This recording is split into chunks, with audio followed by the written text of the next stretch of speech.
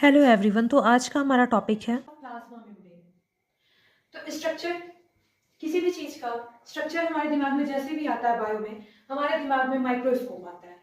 Microscope के under किसी भी चीज की जब स्टडी हुई तो उसके स्ट्रक्चर के बारे में एक क्लियर विजन मिला।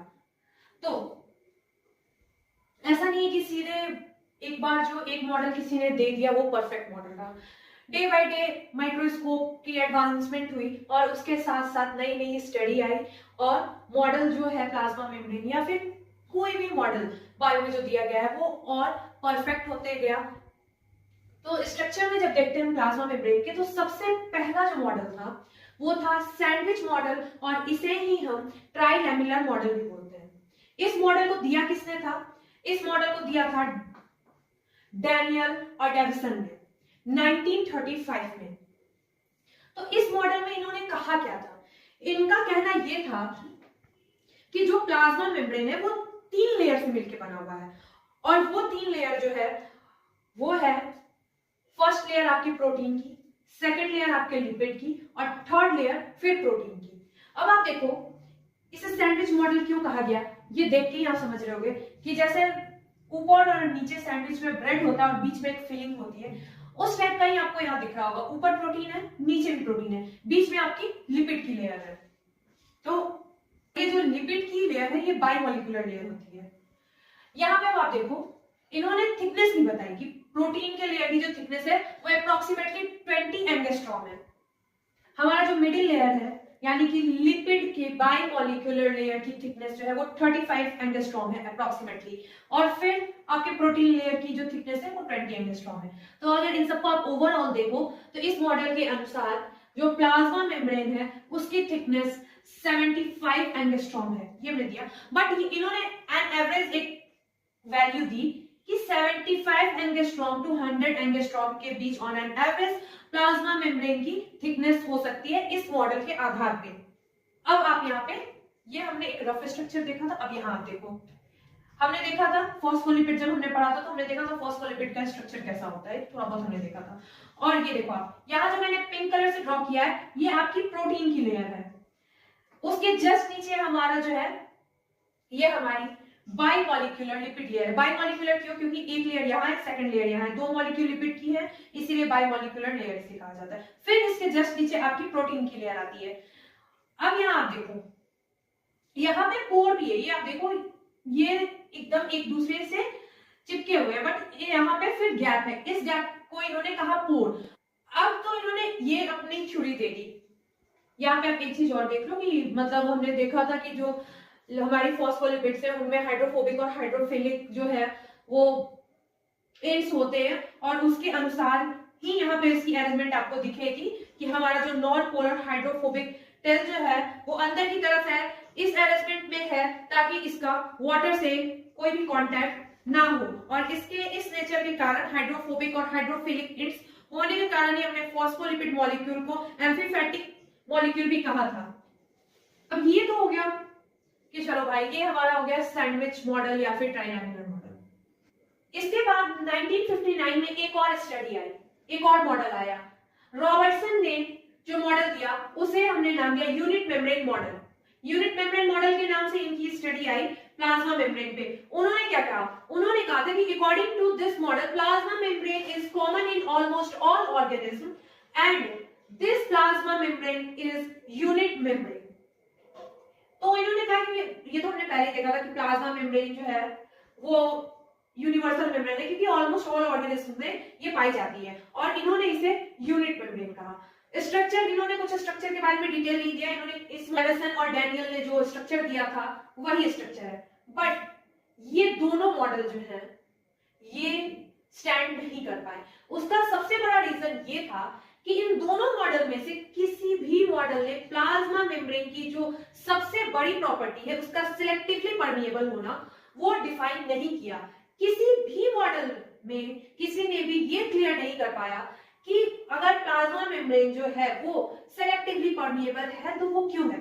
वहां जो हमारा सैंडविच मॉडल है वहां हमें पोर्स तो देखने मिल रहे हैं बट वो पोर्स सेलेक्टिवली ही किसी मटेरियल को अपने थ्रू पास क्यों होने दे रहे हैं, ऐसा कोई भी डिटेल कोई भी डिस्कस नहीं कर पाया। डिटेल्स तो छोड़ो, ऐसी कोई हिंट भी इन स्ट्रक्चर से हमें नहीं मिलती है। इसी के कारण ये दोनों मॉडल्स जो है वो इनवैलिड हो गए। और फिर फर्दर जब अप्रोक्सीमेटली 1950 में इलेक्ट्रॉन माइक्रोस्कोप के आने के बाद जो है डिटेल स्टडी और अच्छे से हो पाई, और जो नेक्स्ट मॉडल्स आए वो इनसे फार बेटर मॉडल आए और वो एक्सप्लेन कर पाए। तो अब जो नेक्स्ट मॉडल है वो देखते हैं। 1950 में इलेक्ट्रॉन माइक्रोस्कोप हमारी स्टडीज में इन्वॉल्व हुआ, और इसके इन्वॉल्वमेंट का सबसे बड़ा बेनिफिट ये हुआ कि प्लाज्मा मेम्ब्रेन की डिटेल स्ट्रक्चर को हम पढ़ पाए और समझ पाए। क्योंकि हमने देखा था कि बायो में किसी भी ऑर्गेनेली मेम्ब्रेन की डिटेल स्ट्रक्चर कैसे कैसे हमारे सामने आई, जैसे जैसे माइक्रोस्कोप में एडवांसमेंट हुई। और इसके बाद आरबीसी के, ह्यूमन आरबीसी के प्लाज्मा मेम्ब्रेन की कंप्लीट डिटेल स्ट्रक्चर की स्टडी हुई। उसके बाद इसके केमिकल कॉम्पोजिशन की भी स्टडी हुई। उसके बाद 1972 में फ्लूइड मोज़ेक मॉडल, जो कि तीसरा मॉडल है, ये सिंगर और निकोलसन के द्वारा दिया गया था। ये सबसे लेटेस्ट मॉडल है प्लाज्मा मेम्ब्रेन पे जो दिया गया है, और सबसे ज्यादा एक्सेप्टेड मॉडल भी है, क्योंकि इस मॉडल में खामियां जो है बहुत कम है। अब हम जो स्ट्रक्चर में पढ़ेंगे प्लाज्मा मेम्ब्रेन का, वो भी हम फ्लूइड मोज़ेक मॉडल पे ही बेस्ड स्ट्रक्चर पढ़ेंगे। अब इस मॉडल में था क्या? According to this model, plasma membrane is semi fluid, या फिर सेमी फ्लूइड को भी हम बोलते हैं quasi fluid in nature, in which proteins can move laterally. इस मॉडल में सिंगर और निकोलसन ने अपनी स्टडी में ये कहा था कि प्लाज्मा मेम्ब्रेन जो है वो सेमी फ्लूइड इन नेचर है, यानी कि सॉलिड नहीं है कंप्लीटली और ना ही कंप्लीटली फ्लूइड है, सेमी फ्लूइड इन नेचर है। और इसके सेमी फ्लूइड होने के कारण जो प्रोटीन्स है वो इसमें लेटरली मूव कर सकते हैं। अब एक और चीज इसमें हम देखेंगे, उन्होंने कहा था protein icebergs in sea of lipids या फॉस्फोलिपिड्स, यानी कि ये अगर आप देखोगे इस प्लाज्मा मेम्ब्रेन के स्ट्रक्चर को, तो वो आपको कैसा दिखाई देगा? आपको ये कुछ ऐसा दिखाई देगा कि जैसे आपने देखा होगा डिस्कवरी में कि समुद्र में आइसबर्ग यानी कि पहाड़, बर्फ की बड़ी बड़ी पहाड़ जैसी स्ट्रक्चर दिखाई देती है, जो कि जितनी ऊपर होती है उतनी नीचे, उससे 2 गुना भी नीचे होती है। तो आप समझ लो कि जो सी है वो वाटर की जगह फॉस्फोलिपिड का है, और उसमें जो प्रोटीन्स हैं वो आइसबर्ग के फॉर्म में फ्लोट कर रहे हैं या फिर सिचुएटेड है। अब आप देखो, ये जो प्रोटीन्स हैं, ये प्रोटीन्स 2 तरीके के होते हैं। फॉस्फोलिपिड तो हमने देख ही लिया है पहले। प्रोटीन्स जो है ये भी 2 तरीके के होते हैं जो हमारे प्लाज्मा मेम्ब्रेन में पाए जाते हैं। पहला जो है वो है इंट्रिंसिक प्रोटीन, और दूसरा जो है वो है एक्सट्रिंसिक प्रोटीन। अब ये 2 जो पॉइंट्स है वो हम देख रहे हैं। अब यहाँ पे इस मॉडल के आधार पे प्लाज्मा मेम्ब्रेन के डिटेल्ड लेवल डायग्राम को एक बार हम केवल देखते हैं। इसकी डिटेल स्टडी हम पहले फॉस्फोलिपिड के फीचर्स को देखने के बाद आगे रीड्रॉ करके अच्छे से एक्सप्लेन करके करेंगे। तो ये स्ट्रक्चर का ओवरव्यू हमने लिया, इसे हम और डिटेल में along with function of each and every component पढ़ेंगे। अब हम देख लेते हैं कि हमारे जो फॉस्फोलिपिड्स हैं उनका जो है 3 मेन फीचर क्या है, क्यों हम इस मोस्ट एक्सेप्टेड मॉडल बोलते हैं, और इस स्ट्रक्चर को हम सेमी फ्लूइड स्ट्रक्चर क्यों बोलते हैं। ये हमारे जो फॉस्फोलिपिड के 3 फीचर्स हैं उनसे ही क्लियर होगा। तो पहला जो फीचर है हमारे फॉस्फोलिपिड का वो है रोटेशन, दूसरा जो है वो है लेटरल डिफ्यूजन, और तीसरा जो है वो है फ्लिप फ्लॉप। तो अब हम देखेंगे कि होता यहाँ पे एक्चुअली ये जो हमारा फॉस्फोलिपिड जो है ये हम थोड़ा दूर दूर पे इस बार ड्रॉ करेंगे ताकि हमें ये समझने में आसानी हो। ये जो है ये हमारी बाइलेयर है अगर फॉस्फोलिपिड की। तो अब हम देखेंगे कि होता क्या, ये तीनों जो फीचर्स हैं वो कैसे काम करते हैं। अब ये जो है पहला हमारा फीचर है rotation on their own axis, यानी कि ये अपने जगह से, ऐसा नहीं यहां से यहां जा रहे यहां से यहां जा रहे, नहीं। इस फीचर में ये है कि ये रोटेट कर सकते हैं, यानी कि ये इस तरीके से आराम से मूव कर, अगर ये आपका फॉस्फोलिपिड है तो ये ऐसे ऐसे घूम सकता है, ये अपने एक्सिस पे ही। ठीक, ये हमारा हो गया पहला फीचर। दूसरा जो है लेटरल डिफ्यूजन। लेटरल डिफ्यूजन में क्या होता है कि ये फॉस्फोलिपिड जो है इस फॉस्फोलिपिड के साथ अपना जो है वो जगह जो है एक्सचेंज कर सकता है, यानी कि ये इधर आ सकता है और ये इधर आ सकता है। ठीक, तीसरा जो है ये हमारा सबसे इंपॉर्टेंट फीचर है, फ्लिप फ्लॉप, यानी मूविंग अप एंड डाउन।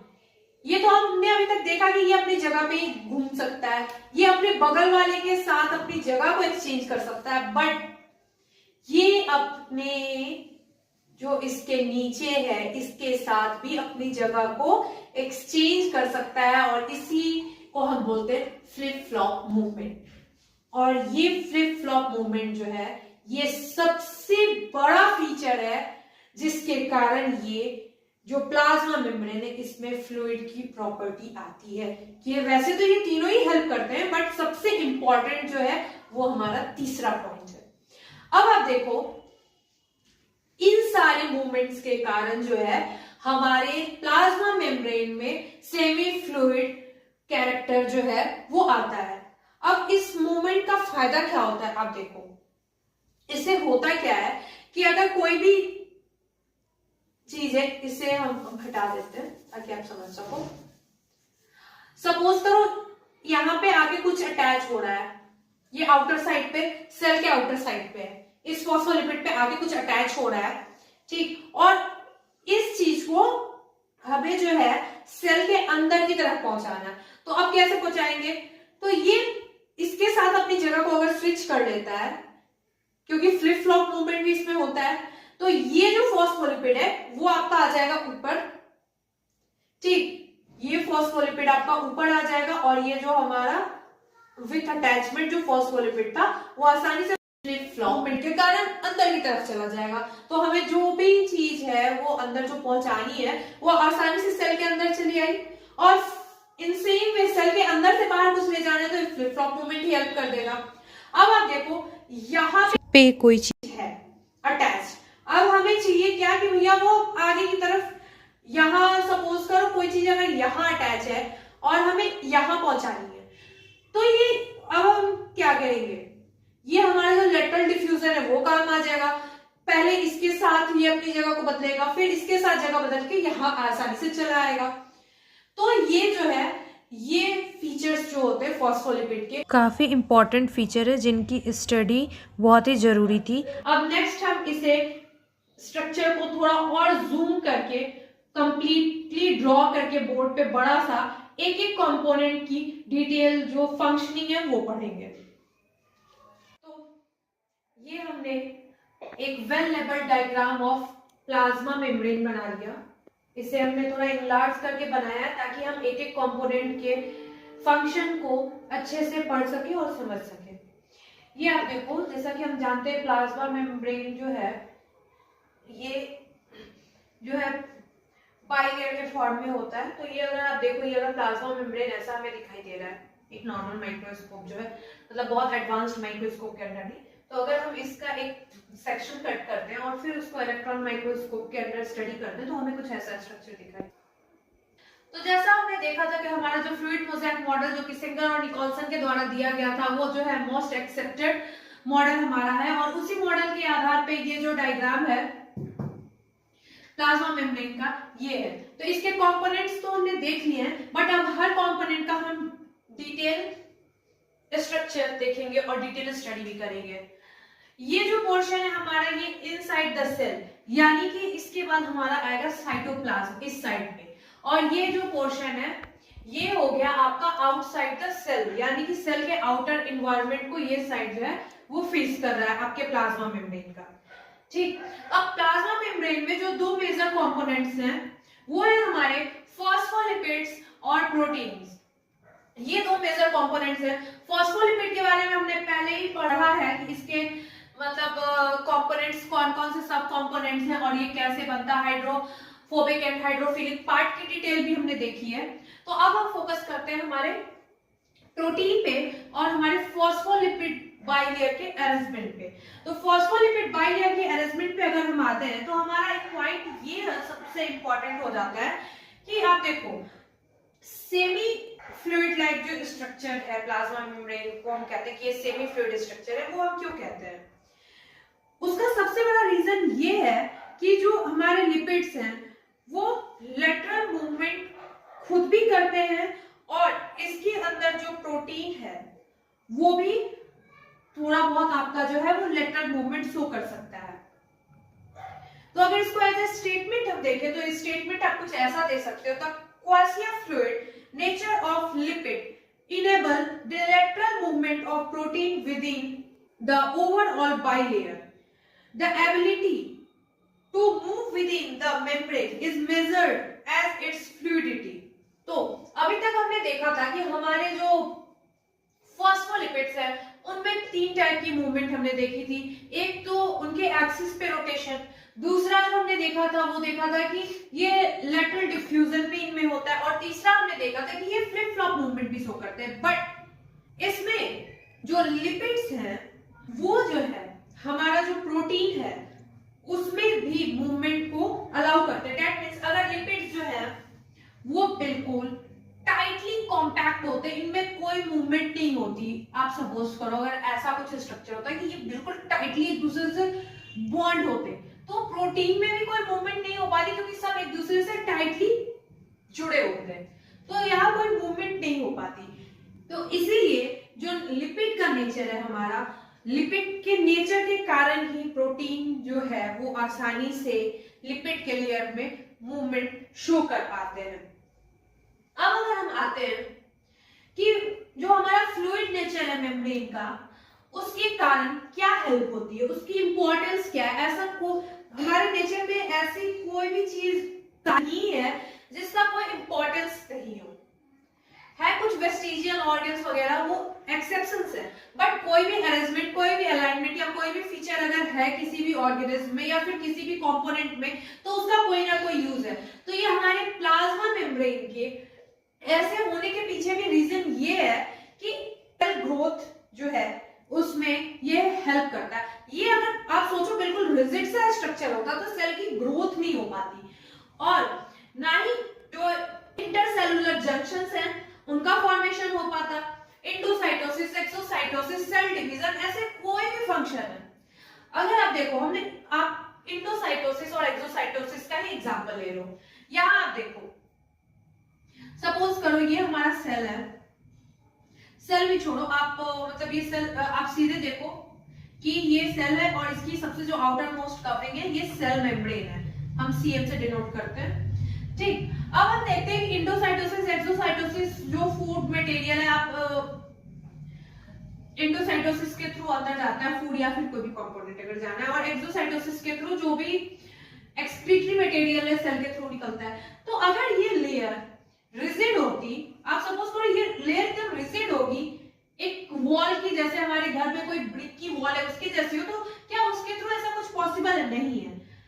ये लेयर जो है ऐसे इन्वेजिनेट करती है ड्यूरिंग इंडोसाइटोसिस, और जो भी फूड मटेरियल है वो पहले ऐसे इन्वेजिनेशन के थ्रू अंदर आता है, और फिर ये जो लेयर है ये यहां से जुड़ती है और ये एक वैक्यूल फॉर्म करके अंदर की तरफ आ जाता है, और जो फर्दर डाइजेशन या फिर जो भी होना होता है इस मटेरियल के साथ वो होता है। सेम वे अगर बाहर एक्सोसाइटोसिस भी हो रहा है किसी सेल में, तो वो पहले क्या होता है, वो कुछ ऐसे जो भी मटेरियल है वो ऐसे गया, फिर वो धीरे धीरे ये बाहर आ गया, और जो आपकी जो मेम्ब्रेन है वो फिर एज इट इज अपना जो स्ट्रक्चर है वो मेंटेन कर लेती है। तो ये सब क्यों, अगर ये बिल्कुल रिजिड स्ट्रक्चर होती, सेमी फ्लूइड स्ट्रक्चर नहीं होता, तो क्या ये पॉसिबल होता है? ये बिल्कुल पॉसिबल नहीं हो पाता। ना ही सेल की ग्रोथ पॉसिबल हो पाती, ना इंडोसाइटोसिस एक्सोसाइटोसिस पॉसिबल हो पाता, और ना ही इंटरसेलुलर जंक्शंस जो कि हम आगे पढ़ेंगे उनका फॉर्मेशन हो पाता।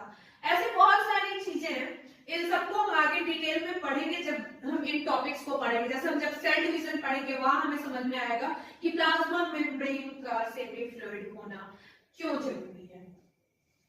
अब वैसे ही हम अगर देखते हैं, एक चीज आपने ध्यान से देखा होगा यहाँ पे, ठीक, यहाँ पे केवल आपको फॉस्फोलिपिड और प्रोटीन ही नहीं दिखाई दे रहे, फॉस्फोलिपिड के बीच में आपको ये जो ऑरेंज कलर का एक स्ट्रक्चर दिखाई दे रहा है, ये हमने लिखा है उसे कोलेस्टेरॉल। अब ये आप देखो कि ये कोलेस्टेरॉल की यहाँ पे क्या जरूरत है। कोलेस्टेरॉल जो है वो थोड़ा सा मतलब रिजिडिटी प्रोवाइड करता है, इसलिए क्योंकि कोलेस्ट्रॉल जो है अगर प्लाज्मा मेम्ब्रेन में एब्सेंट भी होता है, जो प्रोकैरियोट्स है उनके प्लाज्मा मेम्ब्रेन में ये एब्सेंट होता है। बट ये आप देखो कि जहां यूकैरियोट्स है, जहां पे कोलेस्ट्रॉल एग्जिस्ट करता है, वहां पे इसका फंक्शन क्या है? कोलेस्ट्रॉल जो है वो आपका जो फॉस्फोलिपिड है उसके कंपैरिजन में ज्यादा रिजिड होता है और ये जो है आपके मेम्ब्रेन को स्टेबिलिटी प्रोवाइड कराता है, क्योंकि सारे कंपोनेंट्स अगर लूज ही हो तो कुछ ऐसा भी कंपोनेंट चाहिए जो कि आपके मेम्ब्रेन को इंटैक्ट रख सके, वरना जो है वो डिसोसिएशन का भी यहाँ पे रिस्क रहेगा। तो कोलेस्ट्रॉल जो है कम क्वांटिटी में होता है, आपने देखा था कि 1-2% या फिर उससे भी नीचे ही होता है, पर ये जितनी क्वांटिटी में होते हैं ये सेल मेम्ब्रेन को स्टेबिलिटी प्रोवाइड करने के लिए इनफ होते हैं। अब हम देखेंगे प्रोटीन्स, जो कि काफी इंपॉर्टेंट कंपोनेंट है, इन्हें हमें काफी डिटेल में पढ़ना होगा और जो मटेरियल की ट्रैफिकिंग सेल के बाहर से अंदर की तरफ और अंदर से बाहर की तरफ होती है, उनमें इनका बहुत बड़ा रोल होता है हमारे प्रोटीन्स में। तो हमने देखा था कि प्रोटीन्स जो है उन्हें दो टाइप में डिवाइड किया गया था, उनकी एक्सट्रैक्शन के ईज के बेसिस पे उन्हें इंटरनल प्रोटीन और एक्सटर्नल प्रोटीन में क्लासिफाई किया गया था। अब हम देखते हैं इंटरनल प्रोटीन उन्हें बोलते हैं जो कि इजी टू एक्सट्रैक्ट नहीं। यहाँ देखो तो हमारा जो फर्स्ट टाइप को प्रोटीन है वो है हमारा इंटीग्रल प्रोटीन या इसे इंटरनल प्रोटीन भी बोलते हैं। ये वैसे प्रोटीन होते हैं जो कि फॉस्फोलिपिड के लेयर में टाइटली बॉन्ड होते हैं, कंप्लीटली एक टू एक या तो एम्बेडेड होते हैं या फिर जरूरी नहीं कि ये एक टू एक एम्बेडेड हो, वो एक लिंक पे भी होते हैं, बट ये टाइटली फॉस्फोलिपिड से बॉन्ड होते हैं। यानी आप इन्हें अगर एक्सट्रैक्ट करना चाहो प्लाज्मा मेम्ब्रेन से तो ये इजीली एक्सट्रैक्ट नहीं होते। इनमें आपके दो तरीके के प्रोटीन होते हैं, एक तो होते हैं पार्शियली बरीड और दूसरे होते हैं टोटली बरीड। अब क्या है हमारे इंटरनल प्रोटीन के दो टाइप के होते हैं, completely buried and partially buried. ये डायग्राम से आपको क्लियर हो रहा है तो एक्चुअली हो गया है हमारे डायग्राम से समझने की कोशिश करते हैं कि हमें ये पॉइंट कैसे समझ लेंगे। अब इनकी प्रोटीन ये जो प्रोटीन है ये कंप्लीटली बड़ी from one two another and extended आपके फॉस्फोलिपिड बाइंडर में, और ये जो है फॉस्फोलिपिड बाइंडर से मतलब एक अच्छी खासी स्ट्रॉन्ग बॉन्ड से कनेक्टेड होते हैं, लूजली कनेक्टेड होते हैं, इसलिए इनका एक्सट्रैक्शन जो है इजी नहीं होता है। और इनमें जो कंप्लीटली बॉन्ड है इंटीग्रल प्रोटीन उनका एक्सट्रैक्शन बहुत मुश्किल होता है, क्योंकि वो एक टू एक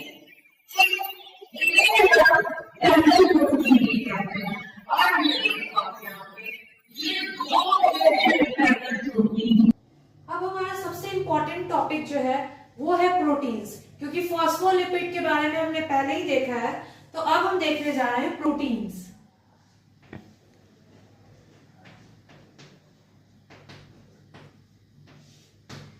तो फॉस्फोलिपिड तो हमने पहले ही देखा है कि इनकी अरेंजमेंट कैसी है, इनकी कॉम्पोजिशन क्या है, कैसे है।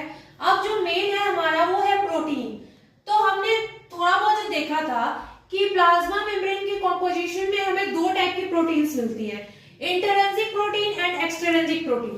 ये जो प्रोटीन के दो टाइप हैं, ये ईज ऑफ एक्सट्रैक्शन के बेसिस पे इन्हें दो टाइप में क्लासिफाई किया गया था।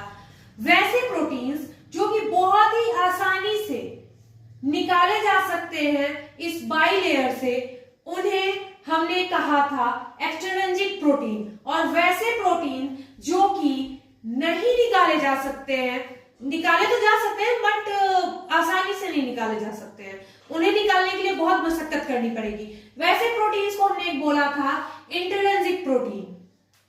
तो अब पहले हम इस जो डायग्राम हमने यहाँ ड्रॉ किया है उससे समझने की कोशिश करेंगे, फिर हम यहाँ इन्हें पॉइंट वाइज मेंशन भी करेंगे। तो सबसे पहले आपको जैसा कि इस डायग्राम में देखने से ही क्लियर हो रहा होगा, ये जो मैंने पिंक कलर से ड्रॉ किया है वो हमारे प्रोटीन्स हैं। तो ये आपको जो दो रॉड लाइक या पिलर लाइक स्ट्रक्चर दिखाई दे रहे हैं, ये दोनों हमारे प्रोटीन हैं। इन प्रोटीन की क्या खासियत है, यहां देखो मैं आपको 3 तरीके के प्रोटीन यहां दिखा रही हूं। एक तो आपका ये हो गया, दूसरा प्रोटीन ये भी मैंने पिंक कलर से ड्रॉ किया है, ये भी हमारे प्रोटीन्स हैं, ठीक। और तीसरा टाइप आप यहां पे ये देख रहे होगे, ये 3 टाइप के प्रोटीन मैंने ड्रॉ किए हैं। अब इन्हें हम एक एक करके समझते चलते हैं। तो सबसे पहले आप इस प्रोटीन को देखो, ठीक। अभी मैंने कहा था कि ये पिलर लाइक या रॉड लाइक स्ट्रक्चर जो आपको दिखाई पड़ रहा है, ये इस फॉस्फोलिपिड के बाइलेयर में थ्रू आउट एम्बेडेड है, यानी वन इनटू अनदर एंड ये कंटिन्यूअस है, यानी कि ये आउटर एंड और इनर एंड दोनों एंड। अब इनर और आउटर में आपको बार बार कंफ्यूजन होगा, उसके पहले हम एक जल्दी से रेफरेंस के लिए एक पॉइंट देखते हैं, जिससे कि हमारी स्टडी आसान हो जाएगी और इजीली रेफरेंस ले पाएंगे। तो ये मैंने ड्रॉ किया था और ड्रॉ करके आपको स्टार्टिंग में ही बताया था कि ये हमारा एक सेल है और हमने यहाँ पे प्लाज्मा मेम्ब्रेन में, क्योंकि हमने देखा था प्लाज्मा मेम्ब्रेन जो है हमारी फॉस्फोलिपिड की बाइलेयर होती है, तो हमने इस बाइलेयर को ऐसा शो किया था कंटिन्यूअस ड्रॉ करके, ताकि आप समझ सको। और इसका हमने एक सेक्शन लेके माइक्रोस्कोप के अंदर स्टडी करी थी।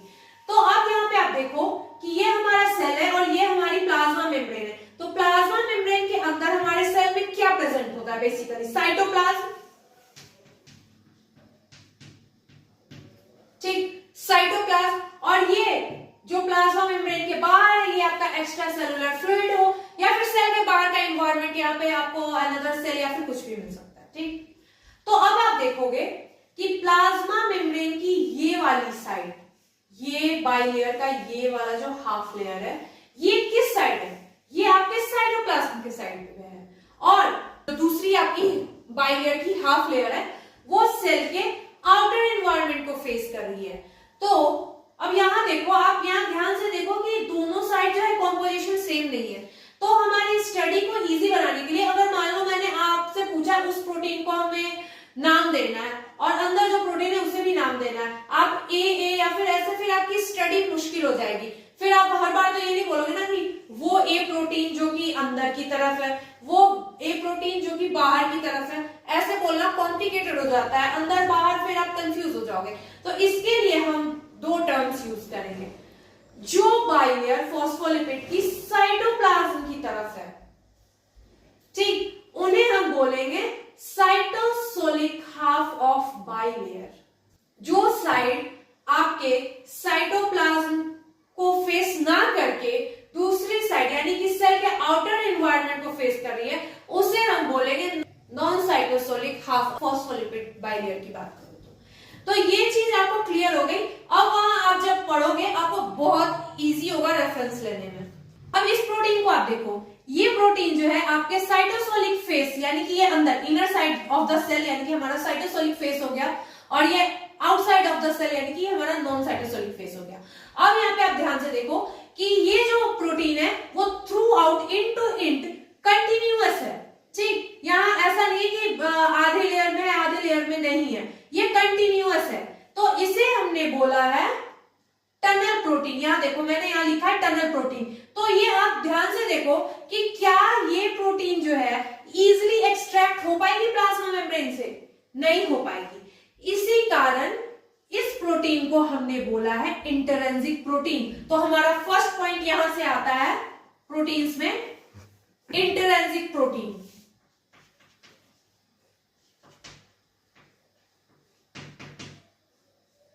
इसे इंटरेंसिक प्रोटीन या इंटीग्रल प्रोटीन बोलते हैं।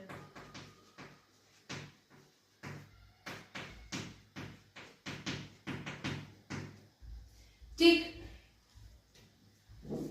ये हमारी जो इंटरेंसिक प्रोटीन है ये हमारे फॉस्फोलिपिड के साथ टाइटली बाइंड होती है। टाइट यानी कि आप एक चीज सोचो, ये ऐसे इन्हें निकालना क्यों मुश्किल है, क्योंकि ये जो फॉस्फोलिपिड्स हैं उनके साथ टाइटली बाइंड होती हैं, लूजली बाइंड नहीं होती। अगर लूजली बाइंड होती तो इन्हें इंड टू इंड होने के बाद भी उतनी मुश्किल नहीं होती निकालने में, ये भी इजिली एक्सट्रैक्ट हो जाते हैं।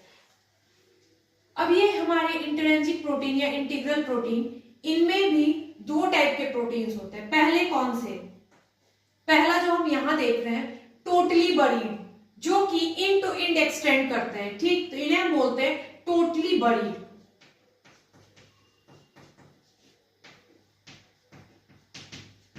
और दूसरे जो हैं वो है हमारे पार्शियली बरीड।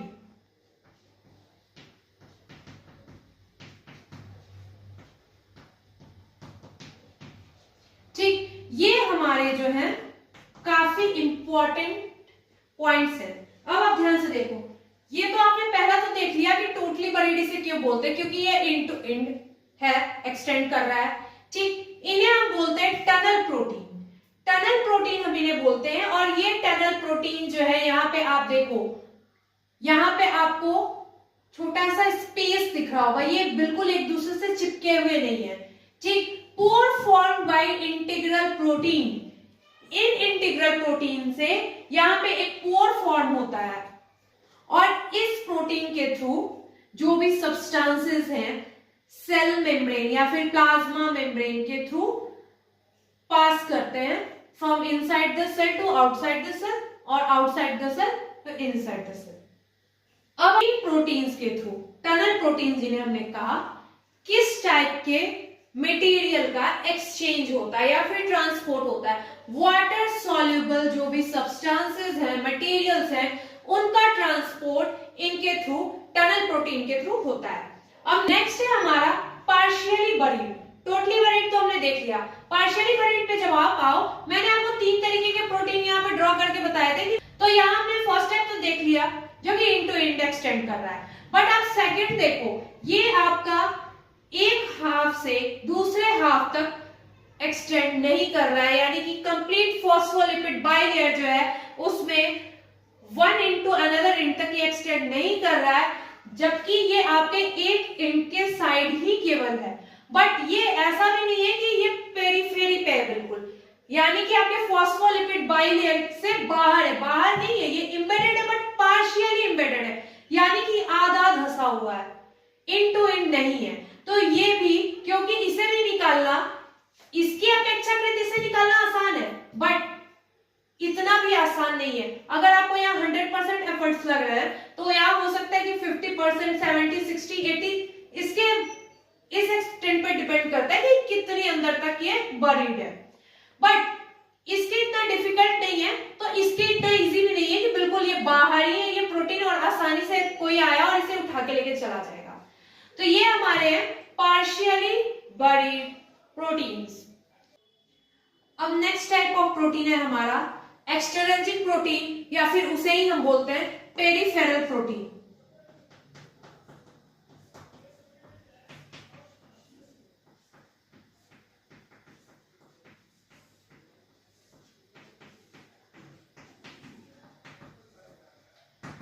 अब इन प्रोटीन्स के बारे में देखते हैं। यहां डायग्राम को देखो, ये जो प्रोटीन है, ये देखो, ये आपके फॉस्फोलिपिड बाइलेयर से बिल्कुल मतलब बाहर की तरफ है, ये इनमें एम्बेडेड नहीं है, ना ही पार्शियली एम्बेडेड है, ना ही कंप्लीटली एम्बेडेड है, 1 to 2% भी एम्बेडेड नहीं है। ये आप अच्छे से देख सकते हो डायग्राम के थ्रू कि ये कंप्लीटली पेरिफेरी पे है। ठीक, अब ये पेरिफेरी पे होने के कारण इन्हें हमने कहा पेरिफेरल प्रोटीन। और अब आप देखो कि ये आसानी से ऊपर पे है, तो इन्हें एक्सट्रैक्ट करना बहुत ही इजी है। इनके पेरिफेरी पे प्रेजेंट होने के कारण इन्हें इजीली एक्सट्रैक्ट किया जा सकता है। अब इन प्रोटीन्स को अगर आप देखते हो तो इनका फंक्शन भी, यहाँ तो हमने देखा था कि जो हमारे टनल प्रोटीन्स हैं जो कि इंट्रिंसिक या इंटीग्रल प्रोटीन के टाइप है, इन्हें हमने चैनल प्रोटीन भी कहा था, और इनका जो फंक्शन है वो ट्रांसपोर्ट ऑफ मटेरियल में है।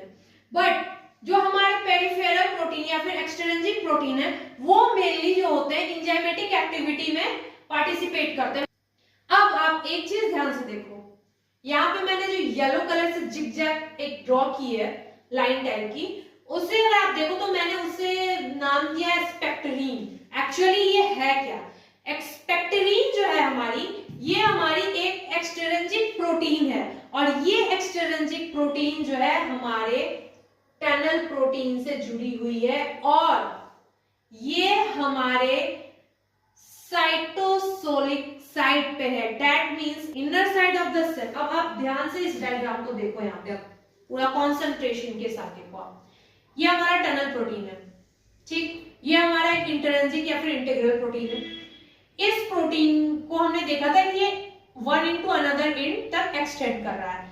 एस्पेक्ट्रीन जो है वो एक एक्सट्रिंसिक प्रोटीन है जो कि एक इंटरेंसिक प्रोटीन के साथ जुड़ी हुई है, अटैच्ड है। और ये जो हमारा इंटरेंसिक प्रोटीन है उसके किस साइड के साथ जुड़ी हुई है?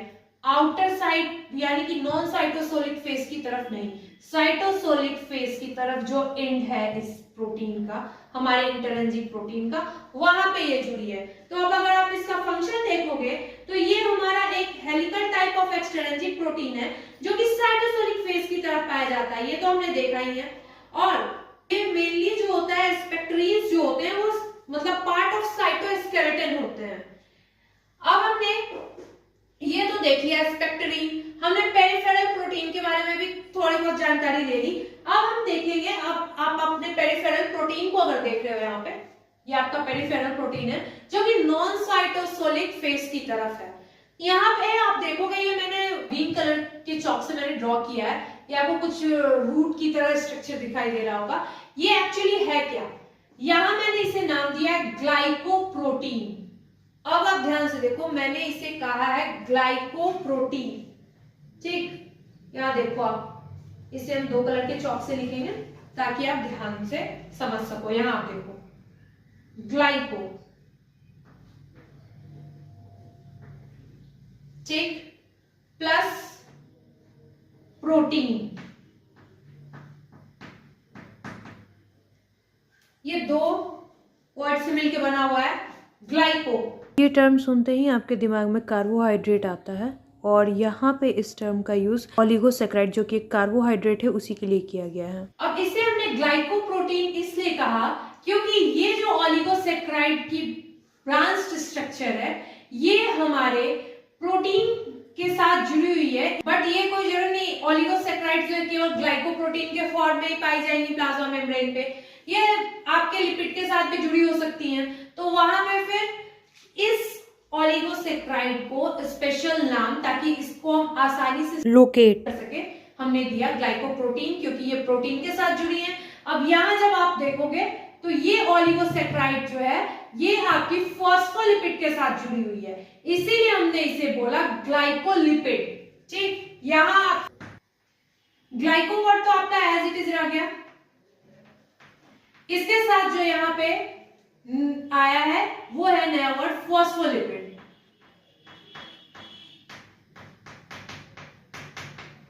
ठीक। यानी कि यहाँ पे ओलिगोसैकेराइड की ब्रांच जो है फॉस्फोलिपिड के साथ आके जुड़ रही है, इसीलिए उसे हमने कहा है ग्लाइकोलिपिड। और ये जो है आप ध्यान देना, ये पेरिफेरल प्रोटीन से ही जुड़ी होती है, ये आपके इंटरेंसिक प्रोटीन या इंटीग्रल प्रोटीन के साथ नहीं जुड़ी मिलेंगी आपको। तो ये प्रोटीन जो है इन पे जब ओलिगोसैकेराइड की ब्रांच आपको जुड़ी हुई दिखेगी तो उस ओलिगोसैकेराइड को हम बोलेंगे ग्लाइकोप्रोटीन। अब ये ग्लाइकोलिपिड या ग्लाइकोप्रोटीन ऐसे तो है नहीं कि इनका कोई फंक्शन नहीं है, बस सो के लिए जुड़े हुए हैं, इनका फंक्शन भी होता है। इनका जो फंक्शन होता है वो होता है ये हेल्प करते हैं सेल रिकॉग्निशन में और सेल सिग्नलिंग में, ठीक। अब सेल रिकॉग्निशन और सेल सिग्नलिंग ये हम समझेंगे, पहले हम समझते हैं कि ये बाहर की तरफ ही क्यों है और हमने क्यों ये टर्म्स देखे थे कि साइटोसोलिक फेस और नॉन साइटोसोलिक फेस किसे कहते हैं। अब यहाँ देखो, यहाँ आपने एक चीज ध्यान से देखी होगी कि जो हमारी ओलिगोसैकेराइड की ब्रांच जुड़ी हुई है वो हमारे प्रोटीन या फिर फॉस्फोलिपिड जो कि नॉन साइटोसोलिक साइड पे हैं वहां पे अटैच्ड मिलेंगे, यानी कि ये हमारे नॉन साइटोसोलिक फेस की तरफ जो प्रोटीन है और जो फॉस्फोलिपिड है वहां पे आके जुड़ी हुई है, ना कि जो फेस जो है साइटोप्लाज्म को फेस कर रहा है उस साइड पे, साइटोसोलिक साइड पे ये नहीं है। तो अब आप देखो कि ये जो ब्रांच है वो नॉन साइटोसोलिक साइड पे ही क्यों है, उसका रीजन ये है कि इनकी फंक्शन है सेल सिग्नलिंग और सेल रिकॉग्निशन। आप एक एग्जांपल से देखो, सेल रिकॉग्निशन का एग्जांपल आप एक देखो। आपने फर्टिलाइजेशन पढ़ा है, ओवम जो है वो एक स्पर्म के थ्रू फर्टिलाइज होकर जाइगोट बनाता है। अब आप देखो कि वहां पे कोई ना कोई नेचर ने ऐसी मैकेनिज्म बनाई है जिसके कारण जो है एक स्पेसीज के ओवम को किसी अननोन या फिर किसी अदर स्पेसीज का स्पर्म जो है जाके फर्टिलाइज नहीं कर सकता है। कैसे, वहां होता क्या है, अब वो देखो। मान लो आप कि ह्यूमन का ओवम है, ठीक, आप उसे फ्रॉग के स्पर्म के साथ फर्टिलाइज कराना चाहोगे, वो फर्टिलाइजेशन नहीं होगा, ठीक, वहां ऑटोमेटिक जो है एक बैरियर क्रिएट हो जाएगा, या फिर वहां पे बहुत सारे मैकेनिज्म होते हैं, वो मैकेनिज्म में नहीं पढ़ रहे हैं, बट आप ये जान लो कि वो प्रोसेस जो है वो नहीं हो पाएगी, वहां रिजेक्शन हो जाएगा, बैरियर क्रिएट हो जाएगा। अब वो होता कैसे है, यहाँ आप देख रहे हो पेरिफेरल प्रोटीन, सेल हमारा ओवम है वो भी एक सेल है, उसकी भी प्लाज्मा मेम्ब्रेन होगी, वहां भी पेरिफेरल प्रोटीन्स होंगे, वहां भी फॉस्फोलिपिड की बाइलेयर होगी, तो वहां पे आपके ओलिगोसैकेराइड जो कि आपके पेरिफेरल प्रोटीन पे जुड़े हुए हैं वो भी वहां प्रेजेंट होंगे। दैट मींस आपके ग्लाइकोप्रोटीन और ग्लाइकोलिपिड वहां भी प्रेजेंट होंगे। और ये जो है इनका काम ही होता है सेल को रिकॉग्नाइज करना, और जैसे ही अदर स्पेसीज का स्पर्म आके उस ओवम को, यानी कि फ्रॉग का स्पर्म आके ह्यूमन के ओवम को अगर फर्टिलाइज करता है, अगर आप लेबोरेटरी में ये करने की कोशिश करते हो तो वहां पे आपको रिजेक्शन दिख जाएगा। वो रिजेक्शन होगा इन ओलिगोसैकेराइड्स के कारण, और ये ओलिगोसैकेराइड्स जो है वो तुरंत रिकॉग्नाइज कर लेंगे कि ये स्पर्म जो है किसी दूसरी स्पेसीज का है, वो इस स्पेसीज का नहीं है जिस स्पेसीज का ये ओवम है, यानी कि वहां ओलिगोसैकेराइड जो ग्लाइकोलिपिड और ग्लाइकोप्रोटीन की जो चेन है वो हर जगह अलग अलग टाइप की होती है, जिसके कारण जो है रिकॉग्नाइज कर पाते हैं सेम स्पेसीज के ओवम और स्पर्म एक दूसरे को, और तुरंत ही वहां पे रिजेक्शन हो जाता है, बैरियर क्रिएट हो जाता है। तो ये आपने देख लिया सेल रिकॉग्निशन। इसी प्रकार ये सेल सिग्नलिंग में भी हेल्प करते हैं, इसीलिए ये पेरिफेरी पे होते हैं, क्योंकि आप देखो एक बिल्डिंग के गेट पे ही आप सिक्योरिटी गार्ड को बैठा सकते हो ताकि कोई भी इन्फिल्ट्रेशन ना हो पाए, ठीक, या फिर कोई भी मैसेज आप बिल्डिंग के अंदर से भी उस गार्ड को दो तो वो गार्ड जो है जो बाहर इंसान है उसको कन्वे कर सके, ना कि आप घर के अंदर बिठा लोगे फिर तो इन्फिल्ट्रेशन अंदर हो ही जाएगी।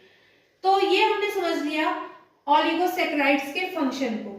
अब वहां पे ऐसे तो हमने ये देखा था कि हमारे फॉस्फोलिपिड बाइलेयर को भी हमने पहले पढ़ लिया है, बट यहाँ पे आप एक पॉइंट है उन्हें भी आप देख लो ताकि आपको फिर आगे दिक्कत ना हो।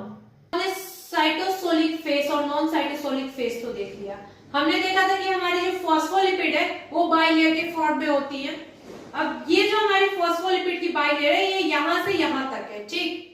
बाइलेयर हमने क्यों बोला, क्योंकि ये देखो ये आपकी एक फॉस्फोलिपिड है, ठीक। अब यहाँ पे एग्जैक्ट इसकी अपोजिट में दूसरी आ गई तो ये दोनों मिलकर एक बाइलेयर का फॉर्मेशन कर देंगे। तो ऐसे ही ये कंटिन्यूअस एक बाइलेयर का फॉर्मेशन तो हो गया यहाँ पे। अब ये आप देखो यहां से यहां हमारी जो है फॉस्फोलिपिड की बाइलेयर है, ठीक। तो अब आप देखो ये जो हमारा हिस्सा है फॉस्फोलिपिड बाइलेयर का, ये वहां देखो मैंने क्या लिखा है, आउटसाइड ऑफ द सेल, यानी सेल के बाहर के हिस्से को फेस कर रहा है। और हमने यहाँ अभी देखा था कि सेल के बाहर के हिस्से को जो फेस करता है जो साइड, उसे हम बोलते हैं नॉन साइटोसोलिक फेस। तो ये हाफ जो है फॉस्फोलिपिड का, ये non cytosolic half of bilayer कहलाता है। क्यों? क्योंकि ये जो हाफ है ये साइटोप्लाज्म को फेस नहीं कर रहा है, ये सेल के आउटर एनवायरनमेंट को फेस कर रहा है, और सेल के आउटर एनवायरनमेंट की साइड को हम बोलते हैं नॉन साइटोसोलिक फेस। अब आप नेक्स्ट देखो, ये जो बाइलेयर का ये वाला पार्ट है, ये जो लेयर है, ये जो है वहां देखो मैंने लिखा है इनसाइड द सेल, यानी सेल के अंदर की तरफ है ये, यानी कि ये वाला साइड। तो ये सेल के अंदर की तरफ जो फेस होता है उसे हम क्या बोलते हैं, साइटोसोलिक फेस। तो क्योंकि ये साइटोप्लाज्म को फेस कर रहा है, साइटोप्लाज्म की तरफ है, इसीलिए हमने इसे यहाँ पे बोला है साइटोसोलिक हाफ ऑफ बाइलेयर। और non cytosolic half of bilayer और साइटोसोलिक हाफ ऑफ बाइलेयर मिलके हमारा बनाते हैं फॉस्फोलिपिड का बाइलेयर। और फॉस्फोलिपिड के बाइलेयर में क्या कैसे होता है ये तो हमने देखा था। अब अब हमने फॉस्फोलिपिड के 3 फीचर्स देखे थे, ठीक, 3 फीचर्स देखे थे। कौन कौन से फीचर देखे थे? हमने जो फीचर्स देखे थे उनमें ये था कि हमारा फॉस्फोलिपिड जो है वो अपने एक्सिस पे रोटेट कर सकता है। दैट मीन्स अगर ये हमारा फॉस्फोलिपिड है तो ये ऐसे इजिली अपने एक्सिस पे रोटेट कर सकता है, ठीक, दैट मीन्स ये इजिली ऐसे रोटेट कर सकता है। नेक्स्ट जो हमने देखा था वो हमने देखा था कि ये जो है लेटरल डिफ्यूजन शो करता है। दैट मीन्स ये फॉस्फोलिपिड जो है, आप नीचे की साइड पे देखो, ये फॉस्फोलिपिड इस फॉस्फोलिपिड के साथ अपना पोजीशन चेंज कर सकता है और ये फॉस्फोलिपिड जो है इस फॉस्फोलिपिड के साथ अपना पोजीशन चेंज कर सकता है। और जो सबसे इंपॉर्टेंट फीचर हमने देखा था फॉस्फोलिपिड का, वो ये देखा था कि ये फॉस्फोलिपिड इस फॉस्फोलिपिड के साथ अपना पोजीशन चेंज कर सकता है और ये फॉस्फोलिपिड जो है इस फॉस्फोलिपिड के साथ भी अपना पोजीशन चेंज कर सकता है। यानी कि देखो अगर आप, तो अगर ये 2 फॉस्फोलिपिड है, ये एक ऊपर और ये एक नीचे, ठीक, तो ये दोनों जो है अपने पोजीशन को स्विच कर सकते हैं, यानी कि ये नीचे और ये ऊपर आ सकता है। अभी आपको क्लियर नहीं हो रहा होगा क्योंकि ये दोनों सेम कलर के चौक हैं। ये अब आप देखो, ये फॉस्फोलिपिड बाइलेयर है, ठीक, ये एक हाफ और ये दूसरे हाफ का फॉस्फोलिपिड। अभी ये इस पोजीशन पे है, बट ये चाहे तो अपने पोजीशन को स्विच कर सकते हैं, ऐसे भी आ सकते हैं। इस मूवमेंट को हमने बोला था फ्लिप फ्लॉप मूवमेंट, जो यहाँ पे हो रहा है। अब देखो, इनके कारण हमने देखा था, इसके कारण हमारे फॉस्फोलिपिड, इन 3 फीचर्स के कारण हमारा प्लाज्मा मेम्ब्रेन जो है सेमी फ्लूइड इन नेचर होता है। अब आप देखो यहाँ पे, ये तो हमने देख लिया था कि फॉस्फोलिपिड के साथ क्या होता है। अब हमारे यहाँ पे प्रोटीन भी तो है, ये प्रोटीन जो कि इंड टू इंड है, इनके साथ अब क्या होता है भाई? इनके साथ क्या यही 3 टाइप ऑफ मूवमेंट जो होते हैं वो होते हैं? देखो कौन कौन से मूवमेंट हो सकते हैं यहाँ पे। ये जो प्रोटीन है लेटरल डिफ्यूजन शो कर सकता है। दैट मींस ये प्रोटीन इसके साथ अपनी जगह को बदल सकता है और ये प्रोटीन इसके साथ अपनी जगह को बदल सकता है, ठीक, कुछ एक्सटेंट तक ये अपनी जगह पे ऐसे रोटेशन भी शो कर ले। बट फॉस्फोलिपिड की तरह अगर आप इन्हें सोचो कि ये फ्लिप फ्लॉप मूवमेंट शो करे, दैट मींस आप अगर सोचो कि ये स्पेक्ट्रीन वाला जो हिस्सा है वो बाहर की तरफ चले जाए, ठीक, और जिस साइड पे स्पेक्ट्रीन नहीं अटैच है वो अंदर की तरफ आ जाए, तो इस तरीके का movement, that means flip flop movement जो है ये आपके प्रोटीन्स जो है वो नहीं दिखाएंगे। यानी कि यहाँ पे आप ध्यान से देखो, फ्लिप फ्लॉप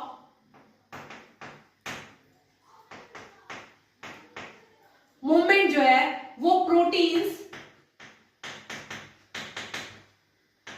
नहीं दिखाएंगे। इन्हें आप अपने नोट्स में हाईलाइट करके मेंशन करोगे ताकि आप ये गलती कभी नहीं करो। ऐसा कोई भी एविडेंस अभी तक नहीं मिला है जो कि ये शो कर सके कि हमारे जो प्रोटीन्स है वो फ्लिप फ्लॉप मूवमेंट शो करते हैं। अब आप देखो, जो हमारा एक और इंपॉर्टेंट पॉइंट यहाँ पे छूट रहा है वो ये है। अब आप अपने प्लाज्मा मेम्ब्रेन को ध्यान से देखो, हमने बोला ना कि 2 मतलब वहां पे हाफ्स है, नॉन साइटोसोलिक हाफ और साइटोसोलिक हाफ।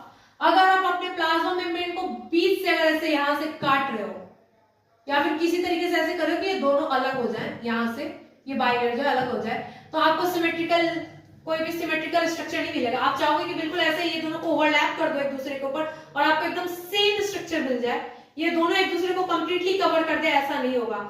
अगर आप ध्यान से देख रहे हो तो आपको देखने से ही क्लियर हो गया होगा, क्योंकि साइटोसोलिक फेज पे जहां पे आपका स्पेक्ट्रीन प्रेजेंट है, नॉन साइटोसोलिक फेज पे ये नहीं प्रेजेंट है। आपके नॉन साइटोसोलिक फेज पे ग्लाइकोप्रोटीन्स एंड ग्लाइकोलिपिड्स प्रेजेंट है, बट आपके साइटोसोलिक फेज पे वो प्रेजेंट नहीं है, ठीक। तो इसके कारण ये आपका कोई सिमेट्रिकल स्ट्रक्चर नहीं है, प्लाज्मा मेम्ब्रेन जो है आपका एसिमेट्रिकल स्ट्रक्चर है। और अब आप देखो, अगर प्लाज्मा मेम्ब्रेन जो है हमारा, वहां पे आपके 30 टाइप्स ऑफ एंजाइम होते हैं, जिसमें कि आपका एटीपेज जो है वो सबसे इंपॉर्टेंट होता है। एटीपेज इसलिए इंपॉर्टेंट होता है क्योंकि एटीपेज अगर यहाँ नहीं हो तो यहाँ एटीपी की हाइड्रोलाइसिस नहीं होगी, और एटीपी की हाइड्रोलाइसिस नहीं होगी तो आपको वहां पे बॉन्ड नहीं टूटेंगे एटीपी के। अगर बॉन्ड नहीं टूट रहे हैं तो यहाँ पे आपको एनर्जी नहीं मिलेगी, और एनर्जी नहीं मिलती है तो यहाँ पे हम अपने नेक्स्ट लेक्चर में देखने वाले ट्रांसपोर्ट थ्रू प्लाज्मा मेम्ब्रेन, वहां हम देखेंगे different type of transport, that means active transport and passive transport. यानी कि हमने देखा ना यहाँ पोर है, और हमने ये भी पढ़ा कि टनल प्रोटीन या चैनल प्रोटीन है हमारे वाटर सॉल्युबल सब्सटेंसेस को अपने थ्रू पास होने देते हैं। तो ये पास होने देते हैं, तो आप देखते हो ट्रेन चल रही है या फिर इंसान भी ट्रेन, इंसान छोड़ो, अब फिर एटीपी का कॉन्सेप्ट आ जाएगा वहां पे। ट्रेन चल रही है, उसमें फ्यूल चाहिए ना, तो यहाँ पे कोई जरूरी नहीं है कि हर ट्रांसपोर्ट जो है वो बिना एनर्जी के ही हो जाए, ठीक। तो अगर यहाँ एटीपीज नहीं है, एटीपी का हाइड्रोलाइसिस नहीं हो रहा है, बॉन्ड नहीं टूट रहे हैं, तो एनर्जी ही नहीं रिलीज होगी। और वैसे ट्रांसपोर्ट जिनके लिए एनर्जी की जरूरत है, that means active transport, active word आते ही आपके दिमाग में आना चाहिए कि एनर्जी लग रही है, वैसे ट्रांसपोर्ट हो ही नहीं पाएंगे। तो जो 30 टाइप्स ऑफ एंजाइम यहाँ आपके प्लाज्मा मेम्ब्रेन पे होते हैं, उनमें जो सबसे मेन एंजाइम जो होता है वो एटीपेज ही होता है। प्लाज्मा मेम्ब्रेन के प्रोटीन और लिपिड्स के बारे में हमने समझ लिया है। लिपिड्स के नोट्स भी हमने थोड़े बहुत कर लिए, बट प्रोटीन के बारे में हमने नोट्स जो है वो नहीं किए हैं। तो अब हम इसे पॉइंट वाइज मेंशन करेंगे नोट्स में, और इसे देखते भी चलेंगे। ये सारे फीचर्स हमने देख लिए हैं, पढ़ लिए हैं, बट ये नोट्स पॉइंट ऑफ व्यू के लिए है। तो हमने देखा था कि ईज ऑफ एक्सट्रैक्शन के बेसिस पे प्लाज्मा मेम्ब्रेन के प्रोटीन्स को दो पार्ट में क्लासिफाई किया गया था। पहला है हमारा इंटरैंसिक प्रोटीन, जिसे हम integral protein, transmembrane protein, tunnel protein या फिर चैनल प्रोटीन बोलते हैं। तो ये तो हो गए इसके नाम। अब इसके कुछ पॉइंट्स देखते हैं क्विक रिवीजन के लिए। पहला पॉइंट जो है वो ये है कि डिटैचमेंट जो है वो टफ है, यानी कि हम इसे इजीली डिटैच नहीं कर सकते हैं प्लाज्मा मेम्ब्रेन से। दूसरा जो है, इसका अगर डिटैचमेंट आप कर भी देते हो किसी तरीके से, तो उस डिटैचमेंट के कारण प्लाज्मा मेम्ब्रेन का डिसोसिएशन हो जाएगा।